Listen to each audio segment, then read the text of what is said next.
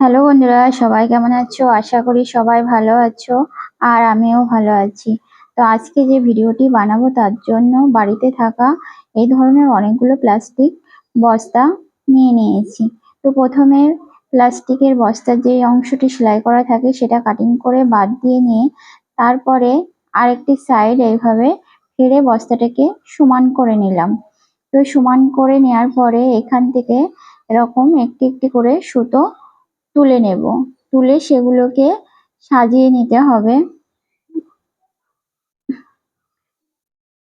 তো সেগুলোতে এভাবে আমরা সাজিয়ে রাখছি। তো এই ধরনের ভিডিওগুলো করতে গেলে বন্ধুরা আমাদের অনেক পরিশ্রম হয় আর অনেক সময়েরও ব্যাপার হয়।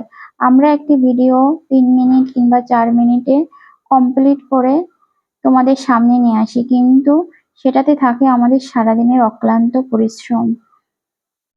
তো যাই হোক বন্ধুরা, ভিডিও করতে গেলে এটা তো আমাদের করতেই হবে। আমাদের ছাড়াও কিন্তু অনেক লোকে অনেক বেশি পরিশ্রম করে।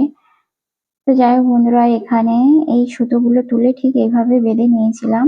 তো তারপরে এভাবে আমি একটি সুতো দিয়ে দিয়ে এগুলো এভাবে করে রেডি করে নিয়েছিলাম।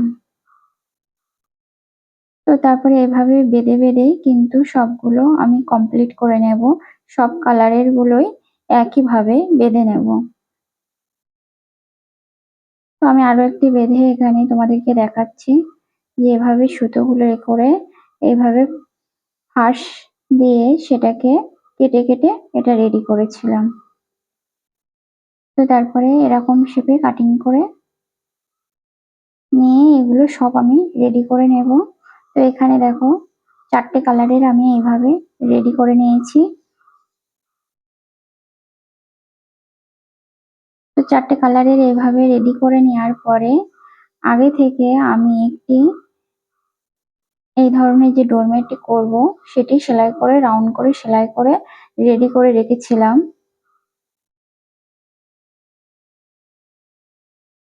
তো তারপরে এখানে প্রথমে আমি হলুদ কালারটাই লাগাবো। একটি সূচের সাহায্যে সুই সুতোর সাহায্যে এটি এইভাবে রাউন্ড করে সবগুলো লাগিয়ে নেব। তো এখানে হলুদ কালারটা কমপ্লিট করে হয়ে গেছে। এবার আমি লাল কালারটা এই একইভাবে লাগিয়ে নেব।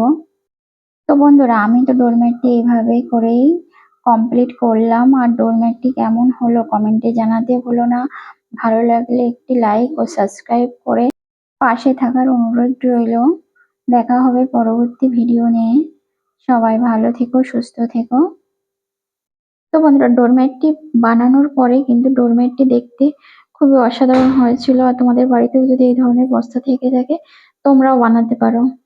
ভিডিওটি দেখার জন্য অসংখ্য ধন্যবাদ।